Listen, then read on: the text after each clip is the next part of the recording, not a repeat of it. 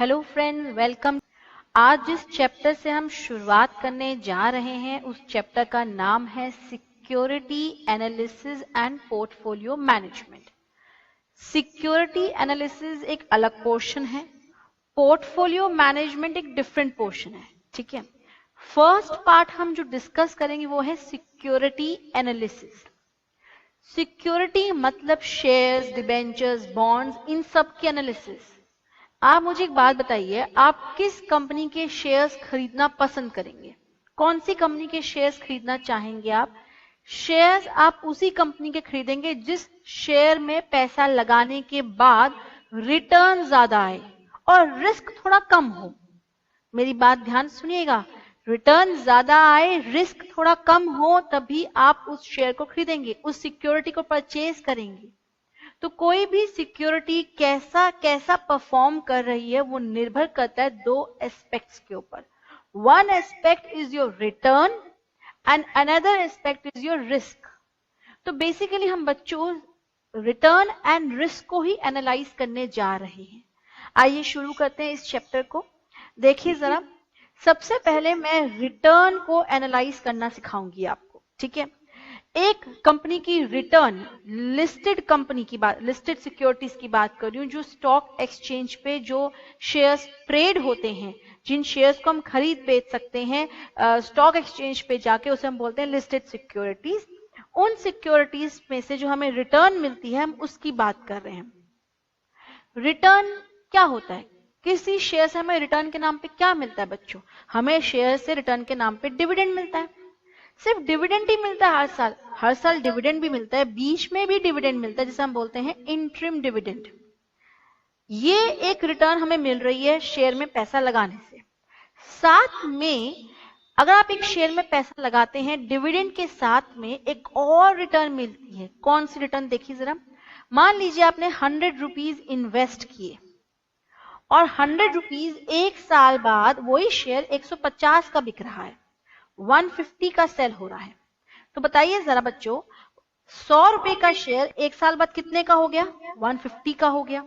इसका मतलब आपकी लगाई हुई इन्वेस्टमेंट 100 की 150 रुपए हो गई, तो आपको 50 रुपीज का बच्चों क्या हो गया? गेन हो गया। क्या ये गेन नहीं है? क्या ये गेन रिटर्न नहीं है? यस, ये भी रिटर्न है। इसका मतलब कंक्लूजन कि एक शेयर से आपको डिविडेंड के साथ साथ कैपिटल एप्रिसिएशन भी एक रिटर्न है। कैपिटल एप्रिसिएशन मतलब जो आपने पैसा लगाया वो बढ़ भी सकता है और वो घट भी सकता है। हो सकता है यही 100 रुपए का शेयर आपका एक साल बाद 90 रुपीज का हो जाए, तो आपको गेन हो रहा है, लॉस हो रहा है? आपको 10 रुपीज का बच्चों लॉस हो रहा है। यहां पे आपका कैपिटल एप्रिशिएट नहीं हुआ, ये एक तरह से आपका कैपिटल क्या हो गया है? लॉस हो गया। अब क्वेश्चन उठता है, ध्यान दीजिएगा बच्चों, ये बेसिक बातें हैं जिनसे हम step by step advance level पे पहुंच जाएंगे। ठीक है, पोर्टफोलियो मैनेजमेंट तो बहुत दूर की बात है, पहले सिक्योरिटी में रिटर्न किसे बोलते हैं उस पर हम एनालाइज कर रहे हैं। ठीक है, अच्छा मेरा सवाल क्या है वो सुनिए। डिविडेंड तो बच्चों हाथ में मिल जाता है, डिविडेंड जो है वो हमें कैश की फॉर्म में मिल जाता है ना? कैश की फॉर्म में डिविडेंड मिल जाता है। क्या हमें कैपिटल एप्रिसिएशन भी कैश की फॉर्म में मिलता है? क्या हमें कैपिटल एप्रिसिएशन भी कैश की फॉर्म में मिलता है? मतलब मैंने 100 रुपए का शेयर खरीदा और मुझे नहीं बेचना एक साल बाद, मुझे ये शेयर नहीं बेचना एक साल बाद, तो क्या मुझे, अगर मैं शेयर नहीं बेचूंगी तो मुझे 150 रुपए भी हाथ में नहीं आएंगे? 150 रुपए हाथ में नहीं आएंगे तो फिर मैं इसे अपना कैसे रिटर्न मान सकती हूँ? तो ये क्वेश्चन उठता है। देखिए क्वेश्चन क्या उठता है, if share has not been sold should we consider capital appreciation as a part of return? तो इसका आंसर ये है, सुनिए। आपने एक शेयर खरीदा, ठीक है, आप वो शेयर एक साल बाद नहीं बेचना चाहते, आप बेच दीजिए, मेरे कहने पे बेच दीजिए। 100 का शेयर आपने कितने में बेच दिया? 150 में बेच दिया, आपके हाथ में 50 रुपए आ गए। अब वापस वही शेयर फिर से खरीद लीजिए, आप वही शेयर फिर से बाय कर लीजिए, आपको रिटर्न तो मिल गई ना। अब आपकी इन्वेस्टमेंट कितने की होगी? 150 की हो गई। अगर आप एक शेयर को, मतलब ऐसे बोलूं, आपने एक शेयर बाय किया 100 रुपए का, अब आप उसे एक साल बाद सेल करके वापस रीबाय कर लीजिए, आपके पास वापस बाय हो गया शेयर और आपने कैपिटल गेन भी क्या कर लिया, रियलाइज कर लिया। अब देखिए जरा आंसर क्या लिखा है मैंने, yes we should consider capital appreciation as a part of return because an investor can sell share for its cash value and immediately buy it back, this way capital appreciation can be realised. यहां तक समझ आई बात। तो एक बात बड़ी clear हो गई कि एक शेयर के ऊपर रिटर्न क्या मिलती है, एक शेयर के ऊपर रिटर्न के नाम पे डिविडेंड मिलता है प्लस कैपिटल एप्रिसिएशन या कैपिटल लॉस वो रिटर्न होता है। हो सकता है आपको 50 रुपए का फायदा हो जाए, हो सकता है आपको 10 रुपए का लॉस भी हो सकता है। तो बेसिकली आपका एक रिटर्न जो है वो दो पार्ट्स में बनी होती है। एक शेयर के ऊपर return is comprised of to portion, first is your dividend and second portion is your capital appreciation. क्या ये थ्योरी इंपॉर्टेंट है? यस ये इंपॉर्टेंट है। इसका प्रैक्टिकल क्वेश्चन हम करने जा रहे हैं अभी। देखिए जरा पहले एक फॉर्मूला सुनिए, क्या मेरा ये कहना सही है? देखना जरा बच्चों, मैंने 100 रुपए का एक शेयर बाय किया, ठीक है। इस शेयर के ऊपर मुझे 10 रुपए का डिविडेंड मिला, ठीक है, और मुझे ये शेयर एक साल बाद 1 ईयर के बाद इस शेयर की वैल्यू हो गई 150 रुपए। आप मुझे बताइए आपको रिटर्न के नाम पे क्या क्या मिला? आपने 10 रुपए कमाए डिविडेंड के नाम पर, प्लस 100 रुपए का शेयर आपका 150 का हो गया, तो आपको कैपिटल एप्रिसिएशन हुआ 150 माइनस 100, राइट और रॉन्ग? ये आपका हुआ 50 रुपए का, यहां फायदा हुआ 50 का, ये 10 का, ये 60 रुपीज का गेन हुआ। जब आपने इन्वेस्टमेंट कितने की थी? 100 रुपीज की। Can I right like this 60 divided by 100 into 100? Percentage में अगर मैं निकालना चाहूं तो मुझे रिटर्न अपनी कितनी मिल रही है? 60% ऑन माय इन्वेस्टमेंट। ये बात सही लिखी मैंने? तो क्या मैं रिटर्न का फॉर्मूला बना सकती हूं? मैं बना सकती हूं रिटर्न का फॉर्मूला। अगर मैं इसे फॉर्मूले में लिखूं बच्चों तो ये कैसे लिखा जाएगा फॉर्मूले में? देखिए जरा, आपने 10 रुपए का डिविडेंड कमाया,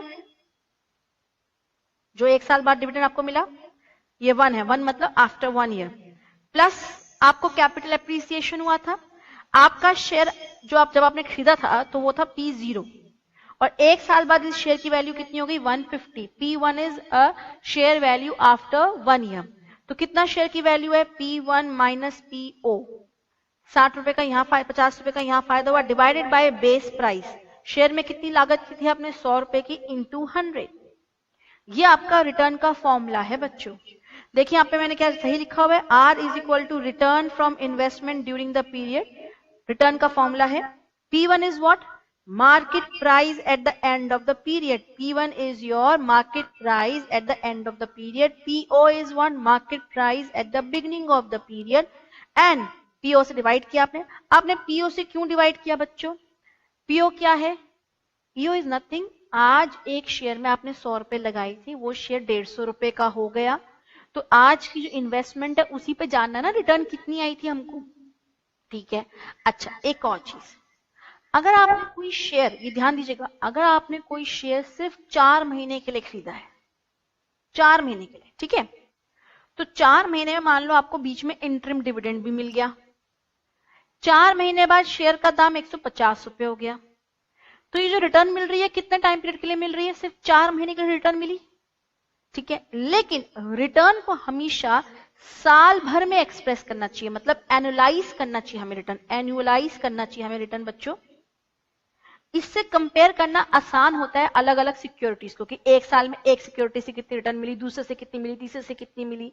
तो आपको जो रिटर्न है वो एनुअलाइज कर लेनी चाहिए, एवरी ईयर की निकालनी चाहिए। मतलब अगर आपने investment shorter span of time के लिए किया है इन्वेस्टमेंट, तो आप उसे एनुअलाइज कर लीजिए और साल भर की रिटर्न निकाल लीजिए। तो अगर ये रिटर्न सपोज 4 महीने की होती तो हम इसको यहां से मल्टीप्लाई करते कि 4 महीने में इतनी रिटर्न, तो 12 महीने में कितनी रिटर्न, इस तरह से ये रिटर्न एनुअलाइज हो जाती। और यही मैंने यहाँ पे लिखा हुआ है, देखिए जरा, if the period is less than 1 year annualise the return.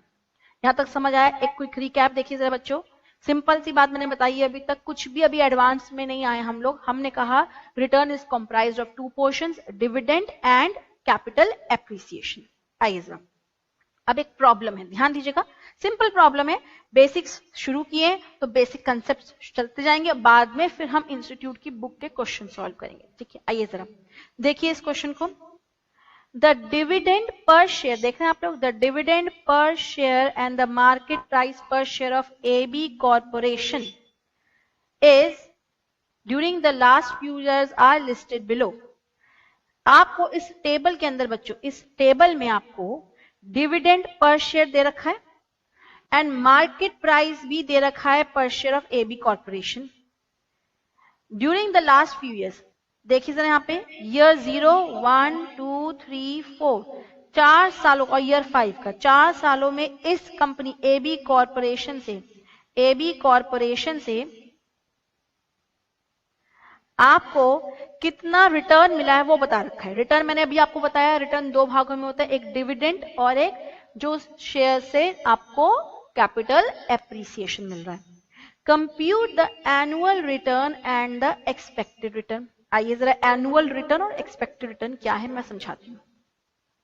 पहले तो हम पता लगाते हैं हर साल एनुअल रिटर्न आ कितनी रही है। देखिए जरा, इस शेयर से डिविडेंड अभी मिला 1.75। आपने एक साल तक शेयर में पैसा लगाया तो एक साल बाद कितना मिल रहा है? 1.75, second year 2.50, third year 3.20, 3.8, 4.5।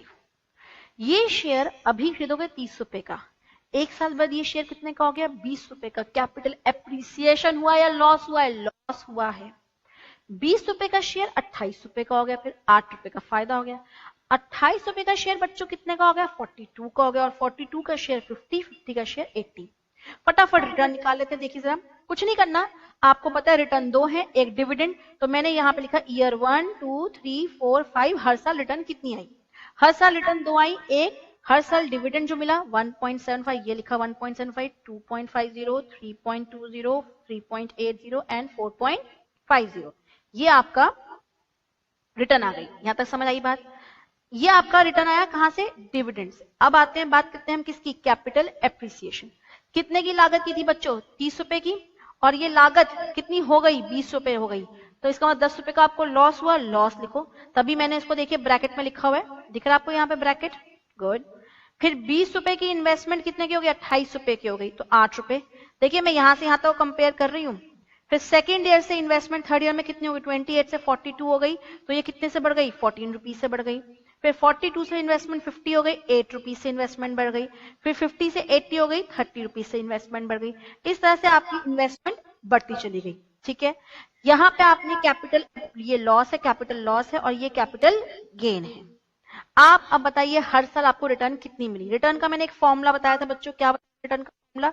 Return के नाम पे आपको डिविडेंड मिलता है और प्लस आपका कैपिटल एप्रिसिएशन और डेप्रिसिएशन होता है। दोनों को जोड़ो और डिवाइड करो बेस प्राइस से। बेस प्राइस मतलब जितने में आपने ये शेयर बाय किया था, या आप मैं बोलूं जितनी आपकी इस शेयर में लागत हो रखी है ना, यही था। आइए जरा, ये आपका डिविडेंड हो गया, ये आपका P1 माइनस PO हो गया। ठीक है, अब यहाँ पे आइए, डिविडेंड और कैपिटल एप्रिसिएशन को जोड़ो। 1.75 प्लस माइनस 10, तो ये आया माइनस 8.25। 2.50 प्लस 8, 10.5। 3.20 प्लस 14, ये आया, ये जोड़ते चले गए हम लोग।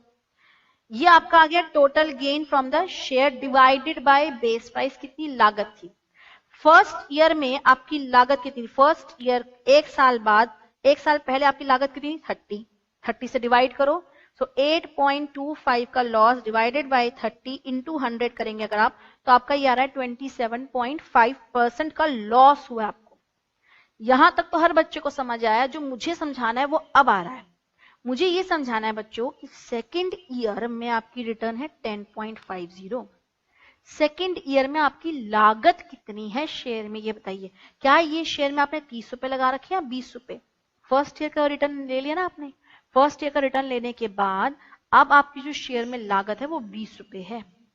तो जब आप सेकेंड ईयर की रिटर्न कंप्यूट कर रहे हैं कि सेकेंड ईयर तक आते आते रिटर्न कितनी मिली, तो आप फर्स्ट ईयर का बेस प्राइस लेके चलेंगे। ठीक है, तो फर्स्ट ईयर का प्राइस क्या था? 20 रुपीज से डिवाइड कीजिए। थर्ड ईयर में आपको रिटर्न जाननी है, तो सेकेंड ईयर तक आपकी इन्वेस्टमेंट कितनी हो गई है? 28 रुपए की हो गई है। फोर्थ ईयर की रिटर्न जाननी है, तो थर्ड ईयर का कितना बेस प्राइस है? 42। फिफ्थ ईयर की रिटर्न जाननी है, तो फोर्थ ईयर का 50 रुपीज। इस तरह से आप डिवाइड कीजिए, आपका ये हर साल का रिटर्न आ गया। ये हर साल का रिटर्न है। फर्स्ट ईयर कैपिटल लॉस हुआ है, और सेकेंड ईयर में बच्चों आपको कैपिटल गेन्स हुए, second year, third year, fourth year, fifth year. फिर से मैं एक चीज रिपीट कर देती हूं, अगर आप जानना चाहते हैं कि सेकेंड ईयर से थर्ड ईयर तक आपको कितनी रिटर्न मिली, तो आप जो लागत लेके चलेंगे, आप लेके चलेंगे कि शेयर, आपका शेयर का प्राइस क्या था सेकेंड ईयर में। सेकेंड ईयर में जो प्राइस था वही बढ़ के थर्ड ईयर में जो बढ़ा है वही आपका एप्रिसिएशन है। जब आप डिवाइड करेंगे तो सेकेंड ईयर के शेयर प्राइस से डिवाइड करेंगे। 5 सालों में आपको ये रिटर्न मिली है, तो 5 सालों का अगर आप जोड़ के डिवाइड बाई 5 कर दें, मतलब ये 183.5% डिवाइडेड बाई 5 कर दें, तो ये आपका बच्चों आ रहा है अप्रोक्सीमेटली 36.7%। तो आप कह सकते हैं कि इस कंपनी से ऑन एन एवरेज जो रिटर्न एक्सपेक्टेड है वो है आपकी 36.7%। देखिए जरा इसको,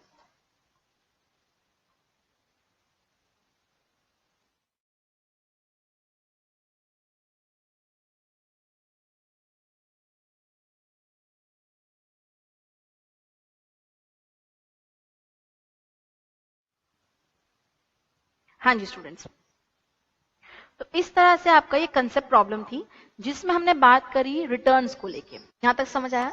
कोई बहुत बड़ा क्वेश्चन नहीं था, बहुत सिंपल सा एक क्वेश्चन था। बड़ी सिंपल सी बात मैंने करी है कि एक कंपनी में अगर आप एक कंपनी का शेयर खरीदते हैं तो उस शेयर से रिटर्न के नाम पे क्या मिलता है आपको? रिटर्न के नाम पे आपको डिविडेंड और कैपिटल एप्रिसिएशन मिलता है। डिविडेंड और कैपिटल एप्रिसिएशन में आप दोनों को जोड़ेंगे।